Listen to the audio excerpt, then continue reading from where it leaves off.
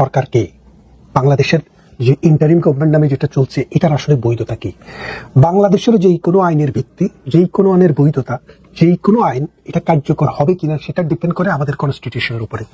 আমাদের বাংলাদেশের একটা স্বাধীন দেশের একটা কনস্টিটিউশন আছে, রিপাবলিক্স অফ বাংলাদেশের।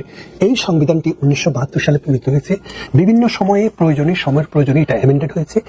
এখন পর্যন্ত এটাই হচ্ছে বাংলাদেশের প্রজাতন্ত্রের বৈধ আইনের ভিত্তি। সুতরাং এই আইনে যা বলা আছে তার বাইরে গিয়ে যদি কেউ নিজেকে সরকার দাবি করে, সরকার প্রধান দাবি করে, উপদেষ্টা দাবি করে, এটার কোনো আইনি ভিত্তি নেই। যদি কোনো বৈধ গভর্নমেন্ট থাকে, অর্থাৎ বাংলাদেশে কনস্টিটিউশনের ভিত্তিতে কোনো সরকার হয়, সেই সরকার চাইলে তাদেরকে বিচারের আওতায় নিয়ে আসতে পারবে।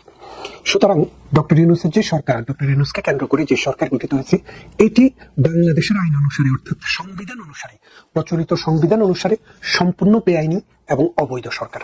কেন বলছি আপনাকে বলি, আপনি যদি বাংলাদেশ কনস্টিটিউশনের 57 অনুচ্ছেদে যান, সেখানে কি বলা আছে যে বাংলাদেশের কোনো প্রধানমন্ত্রী যদি, নির্বাচিত প্রধানমন্ত্রী যদি সরকারের পদ থেকে, অর্থাৎ তার পদ থেকে পদত্যাগ করেন, অথবা উনি যদি সংসদে আস্থা হারান, অথবা একজন মানুষ তো মারাও যেতে পারেন, কোনোভাবে যদি উনার পদ শূন্য হয়, তাহলে দুইটা ইস্যু। একটা হলো উনি বেঁচে থেকে যদি পদ শূন্য হয়, আর একটা হলো উনি মারা যাওয়ার পর যদি পদ শূন্য হয়। বেঁচে থাকার পর যদি পদ শূন্য হয়, উনি যদি পদত্যাগ করেন, অথবা ওনাকে যদি বাধ্য করে পদত্যাগ করানো হয়, অথবা সংসদ কর্তৃক যদি তিনি অপসারিত হন, তাহলে পরবর্তীতে একজন প্রধানমন্ত্রী নিয়োগ হওয়ার আগ পর্যন্ত উনি ওই পদে বাংলাদেশের বৈধ প্রধানমন্ত্রী হিসেবে বিবেচিত হবেন। যেহেতু প্রধানমন্ত্রী শেখ হাসিনা বেঁচে আছেন, তাকে দেশ ত্যাগ করতে বাধ্য করা হয়েছে, এবং ধরলাম আমরা জানি না যে উনি নিজে পদত্যাগ করেছেন নাকি তাকে বল প্রয়োগ করে পদত্যাগ করানো হয়েছে। উনি স্বেচ্ছায় পদত্যাগ করুন অথবা বল প্রয়োগ করে পদত্যাগ করানো হোক, উনি কিন্তু পরবর্তী প্রধানমন্ত্রী নির্বাচিত হওয়ার আগ পর্যন্ত বাংলাদেশের বৈধ প্রধানমন্ত্রী। এবং আজকেও তিনি, এই আজকে 2024 সালের 30শে অগস্ট উনি কিন্তু এখনো প্রধানমন্ত্রী।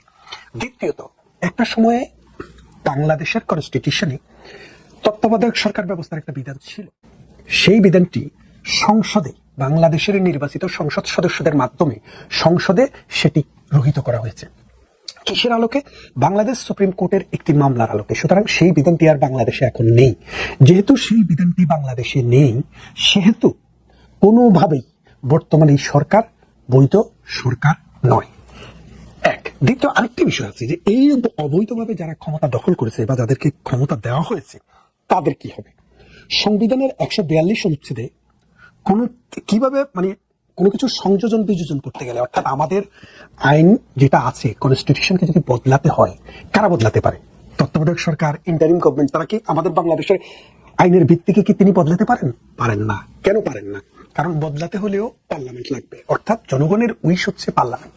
এই পার্লামেন্টের ইচ্ছার ভিত্তিতে, সংখ্যাগরিষ্ঠতার ভিত্তিতে কখনো কখনো বাংলাদেশ কনস্টিটিউশন দুষ্পরিবর্তনীয় বলে। কেন বলে? বাংলাদেশ কনস্টিটিউশনের দুইটা পার্ট আছে। একটা পার্ট হচ্ছে মানুষের ফান্ডামেন্টাল রাইট, এবং কিছু স্পেসিফিক আর্টিকেলকে বলা হয়েছে যে এই আর্টিকেলগুলো সংসদের 300 জন সদস্য একসাথে ভোট দিয়ে পরিবর্তন করতে পারবে না। এটার জন্য লাগবে হলো গণভোট, অর্থাৎ যেগুলা আমাদের 1972 সালে প্রণীত সংবিধানের, যেটা আজকে পর্যন্ত বেঁচে আছে, সেটার যে ফান্ডামেন্টাল স্ট্রাকচার, এটাকে চেঞ্জ করতে হলে প্রথমে গণভোট দিতে হবে।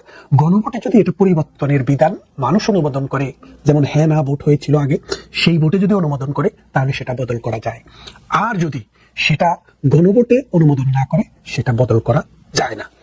2 নম্বর কথা হচ্ছে, যেই সব বিষয় ফান্ডামেন্টাল বিষয় নয়, অর্থাৎ বাংলাদেশ কনস্টিটিউশনের ফান্ডামেন্টাল ভিত্তি হিসাবে পরিগণিত নয়, সেগুলোকে পরিবর্তন করতে হলে সংসদের মোট সদস্যের 2/3, অর্থাৎ যদি 300 জন হয়, সেই ক্ষেত্রে 200 জনের ভোট দিয়ে আপনি পরিবর্তন করতে পারবেন।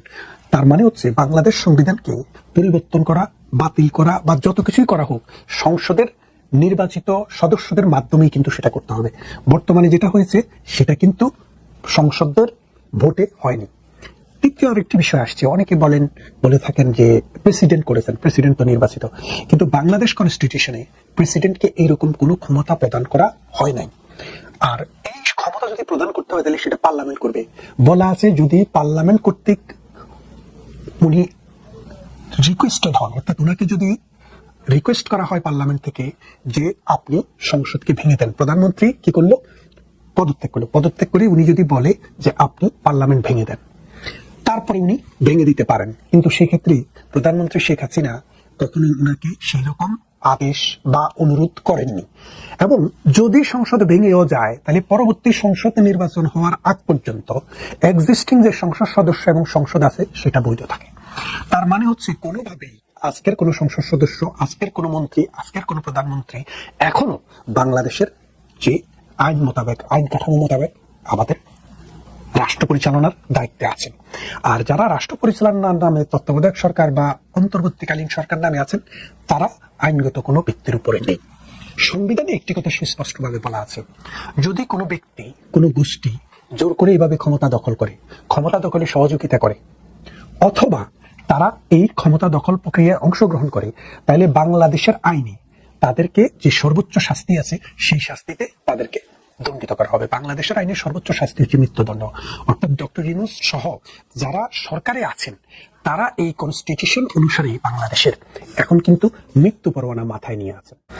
বাংলাদেশের কনস্টিটিউশনে একটি ধারায় বলা আছে যে বাংলাদেশের এমন কোনো আইন হতে পারবে না যেটা মানুষের মৌলিক মানবাধিকারের টোটাল পরিপন্থী। অর্থাৎ স্পিরিট অফ কনস্টিটিউশন, এই যে এই কনস্টিটিউশন যে স্পিরিট, এটা যা রক্ষা করার জন্য বলা হয়েছে, সেরকম বিরোধী কোনো আইন যদি সংবিধানে প্রণীত হয় তাহলে যেই অংশটুক সংবিধানের ফান্ডামেন্টাল স্পিরিটের সাথে যায় না সেটুক অটোমেটিক্যালি নাল এন্ড ভয়েড, অর্থাৎ এটি কোনো আইন নয়। অর্থাৎ সুপ্রিম কোর্ট বলেছে যে পঞ্চম সংশোধনী বা ওই যে ইন্ডেমনিটি অধ্যাদেশ এটি বাংলাদেশের সংবিধানের অংশ নয় এবং এটিকে পাশ করাও যাবে না। সুতরাং এটি আইনই ছিল না। তো সেই জন্য বলছি এই সংবিধানটিকে কোনোভাবে অ্যাব্রোগেশন করার, সাসপেন্ড করার কোনো ক্ষমতা বর্তমান সরকারের নাই। মজার ব্যাপার হচ্ছে দেখেন, এই সরকার যখন ক্ষমতা গ্রহণ করে তারা কিন্তু এই সংবিধানটিকে সাসপেন্ডেড করেনি অথবা এটাকে অ্যাব্রোগেট অর্থাৎ এটাকে বাতিল ঘোষণা করেনি। উনি কিন্তু শপথ দিয়েছেন বাংলাদেশের প্রেসিডেন্টের কাছে। তার মানে হচ্ছে প্রেসিডেন্ট একটা কনস্টিটিউশনাল প্রতিষ্ঠান, এই কনস্টিটিউশনাল প্রতিষ্ঠানের কাছেই কিন্তু উনি শপথ দিয়েছেন। এবং জায়গায় জায়গায় মামলা দেওয়া হচ্ছে। এই মামলাগুলো কিসের ভিত্তিতে দেওয়া হচ্ছে? বাংলাদেশের প্রচলিত আইন অনুসারে। এই আইনের ভিত্তিটা কি? আমাদের এই সংবিধান। এই সংবিধানটা যে বেঁচে আছে উনারাও কিন্তু স্বীকার করছে। এই সংবিধান যদি বেঁচে থাকে তাহলে উনাদের ক্ষমতা চালানো, ক্ষমতা দখল করা কোনোভাবেই বৈধ নয়।